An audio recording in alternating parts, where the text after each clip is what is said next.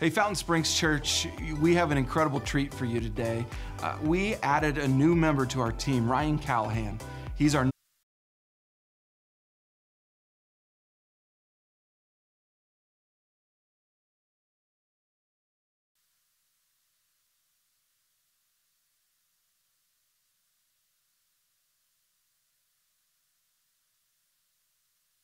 Hey, Fountain Springs Church, we have an incredible treat for you today. We added a new member to our team, Ryan Callahan. He's our new student ministry pastor, and you get to meet him today because he's going to preach today. But before he starts preaching, I wanted you to get to know him a little bit more. And so he and I had a conversation. We just sat down and talked about the process of him joining our team, but even more about what he sees in our community and the value of students. So I want you to sit back before he gets at preaching. I want you to listen to his heart, the words he shared. It was a great conversation. Take a listen.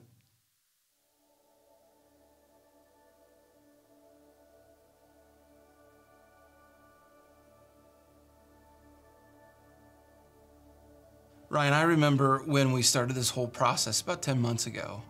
We even got a company involved. A lot of times, if we're gonna hire someone, there's multiple places around the United States that help us find folks to join the team. And I remember we hired a company and we began looking.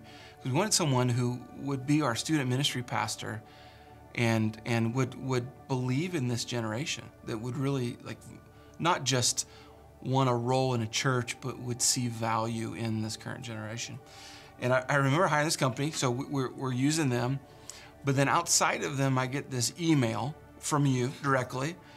And I'm like, oh, cool, here's your resume. This is awesome. And your resume was like, wow, this guy's an overachiever. This is good. And so look through it. And I remember we responded to you, saying, hey, we're working with a company trying to find this position. So can you send your information to this company? And a part of me is like, I sure hope you make it through there. and I remember you gave your information to the company, kind of joined up with them, and not long after, this company tells us, hey, we've got a great recommendation for you, this Ryan Callahan guy. Mm-hmm. And we're like, I've seen that name before. And so you had to do a full loop through, which kudos to you, man. Some people would give up and not want to go through that. But man, we are excited to have you on our team. And I mean that. I think what you get to do as a part of our team is going to have influence for years upon years. But I'm curious. I think we need to get to know you a little bit more. What have you been doing pre-joining the team of Fountain Springs Church? What have you been up to? For the last decade, I've been in youth ministry. I actually started my journey as a minister in South Africa. And I really got a heart for youth ministry, for orphans, for kids that were in hard times. Mm. And God really planted a calling in my heart. And I came back to the States after trying to stay and do mission work. God really had a different door open, and I began the journey of stateside work in youth ministry. And so got married and have kids now. And so it's just been a really cool thing that we've been working through. But it's an honor to be here at Fountain Springs and to continue on in that calling that God's placed in my heart. I mean, I've been to South Africa, South Dakota. They're pretty much the same. Basically. I mean, I don't see much difference in there. So yeah, I know that you have a wonderful bride. When did you guys meet? How'd that happen? How'd you get married? Yeah. God just graced me more than everybody else. That's all of our stories. Yes. It was a blind date situation. They set us up, and yeah, it was crazy. It was over coffee, of course, because that's the way anyone who's Christian should meet. I agree with you. We sat down and we began to talk about orphans and widows and this giant calling that God placed in our heart. And I went I have to marry you tomorrow. So we did. Did you tell her that? Kind of, a week later. It went really fast. So you've got kiddos, yep. And that's a great story. What'd you do? So about 2 years into marriage, we started to go are we supposed to move and do orphanage work, or are we supposed to open our home to foster care, or what really are we supposed to do now? We believe that God's placed that in our marriage as kind of a uniting mission. And so we began to pray about it, and we started the process of fostering, and we got a little girl, and then subsequently her brother, and fought for them for 3 years, and legally adopted them right before we came. So That's it gives me goosebumps, man. That's awesome. Both of your hearts, you and Rebecca, are, that was a part of it. I remember having breakfast with you guys.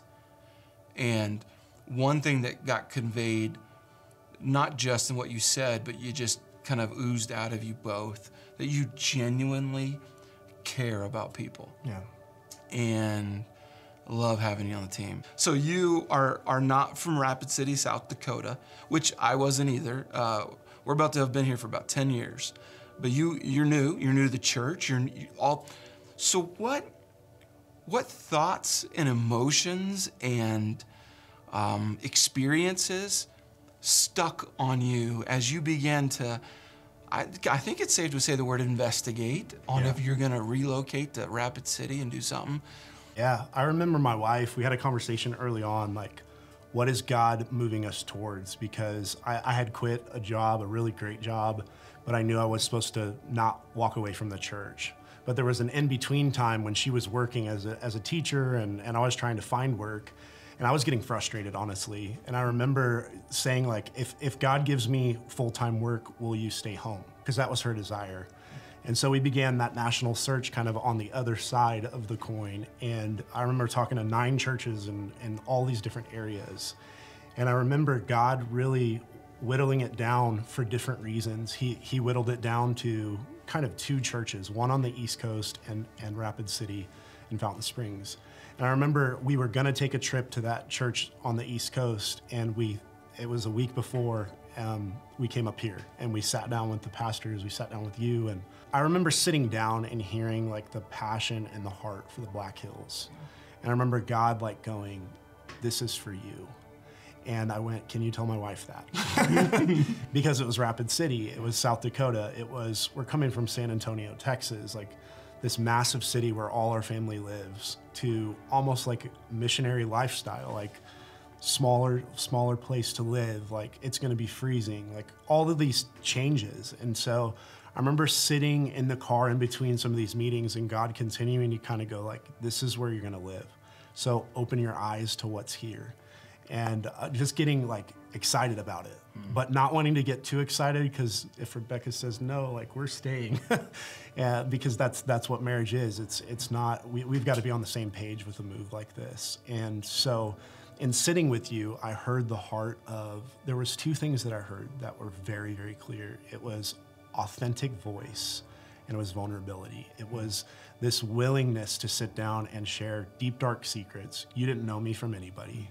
And you told me about things that you had messed up and things in ministry that had messed up, but you talked about grace in a way that really like lit me on fire. I was like, I've got to be under his leadership, and I want to go where he's going. Cool. So you got the job. I got the job. You've moved. Yep. And now you are a student ministry pastor. Why? What's in your heart? What has God even put in your mind about the Black Hills, about students in particular? Yeah. What gets you excited? I just want to hear about it. For sure. When we moved here, at first I was like, the Black Hills is a beautiful area. And I had this vision that God would allow us to touch the 7,000 students that are here. Man, that's awesome. Like if we could have those students in a church, not just Fountain Springs, but like any church, and they were hearing the love of Christ, and they were being transformed by that word, like what would this state look like? Like what would the impact that we could do outside of the state be? I've listened to you preach a few times already on Wednesday nights with the students, and you are exuding, just pouring out to them, and I'm seeing them understand this is not, they're not in a waiting phase of life or a holding pattern. You're teaching them, and this is what I love, because, well, my kids, someone's in it already, and others will come through it, that the teenage years, the student years are not a waiting time. And I think it's one of the most critical stages of life. And I'm glad that you're leading our students. Well, thank you for that. Yeah. I 100% agree. I believe that this is the church. And I believe that if we don't give students an opportunity to be the church right now, what is the church in 10 years? What is the church in 15 years? And so I'm right there with you. Cool. I'm excited, man. I'm glad you're on the team. You've already added a ton. You're awesome to be around, and the best, I think, is going to be yet to come. Be awesome. So as a church, we commit to you to walk with you, to support you, even financially, to make sure that students get to be a part of what they need to be a part of. You are not a separate part of the church. You are the church, and we're going to help you and the students become what they need to be. So thanks for being a part of it. Thank you. Yeah. Well, I hope you enjoyed that conversation as much as I did. I think you probably got what I got. You got to see his heart. Ryan is a great guy, and he's going to lead well. But now is a time for us to hear from God through Ryan. So church, come on. Let's give a warm welcome to our new student ministry pastor, Ryan Callahan. It's an honor to be here. Thank you so much for welcoming my family so well. And I just want you to know that we're about relationship. And so I'd love to talk to you afterwards and just connect with your family. If you have a student that isn't going to our ministry, I'd love them to be a part of it. So come say hello after the service. I'd love to get to know you. For the last 3 weeks, we've been in a series called Relationship Goals, where we've been looking at marriage. And I want to walk you through where we've been and where we're headed today. The first week, Todd talked about how you prepare. What he was looking at is the single life, and he talked about maximizing your singleness. Last week, Pastor David walked us through how do you prioritize your marriage. What do we cling to and what do we run from? And he unpacked those two ideas. Today, we're going to be looking at how you pursue your marriage. Now, this isn't a sermon just about marriage. This is about relationships altogether. Pursuit in relationships it all looks the same. So if you're in the room today and you're not married, or you're in a dating relationship, or you're single, it applies. Whether it's a relationship with your child, or a relationship with parents or in-laws, or whatever the case may be, all of these principles that we're going to talk about apply. The goal today is to look at how do you have relationships that are successful 5, 10, 15, and 20 years from now. And there's really 3 simple steps that we're going to walk through, and I hope that we have fun doing it. The first one is check your perspective. What we're going to do is we're going to look at our perspective. The way we're going to do that is by a story. I once was in a leadership position where I was very, very frustrated, and I called a friend of mine. He was a mentor, and he said, come have coffee with me. So we went to the local coffee shop, and we sat down, and I just kind of word vomited on him. I was just angry. I was upset. People weren't following me where I wanted to lead them, and I was just mad. And so I just vomited on him and all of these things. I totally missed the Matt Emmons story. Can we run that again? Sorry about that. Do we have to watch the video again?